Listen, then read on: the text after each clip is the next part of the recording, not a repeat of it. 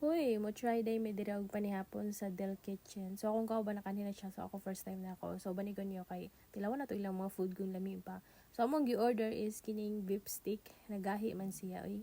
Or kulang pa sa luto. Pero lami siya timpla, pero gahian lang jud ko sa iyang kuan beef. And then katong tinulang isda na lami pug kayo siya, ug ang ilang halo-halo na kompleto sa sagol. Tapos, pagsaka nimo dire, ang ilang mga staff kay approachable. So, pagsaka nimo, guys, smile dyan sila. So, mo dyan na pinaka-importante dili kay pagsaka nato, gamugot na, di sa puton ta. Huy! So, mo nilang halo-halo, nag-ingon ako, na grabe yun siya kalami. Kompleto jud kay sa sagol. Wala ka nang hahanapin sa sobra ka kompleto. Buti pa tong halo-halo, kompleto. Siya kulang-kulang. Huy! Mao gini giingon na jogging gamay kaon daghan say jogging ba gamay na more on walking man jud to siya.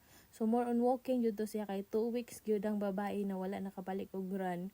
And then nagplano siya mag-season 2 sa Surigao pero hindi talaga nakaya kay sakit gyud ang tiil.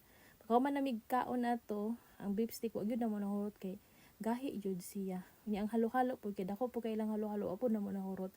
Pagkahuman ato, nagpadula-dula ko asa ko nagkaon, abtik po kayong uban nakahula na diri daw sa Del Kitchen. And then nagpa-total ko, pilay total ani. So ang total is 1,265. So mo ni mo order tanan.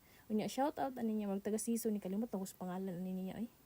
Dayon ni silip sa ako dayon diri, murag nindot diri gari ka magkaon kay mo tanaw dito sa may kalsada o. Nya shout out ani niya kay followers na ako siya kakaway-kaway sa tapad riming table ani wala ka bantay sa ako nagpa-GCash ko 100 agud si. Hoy.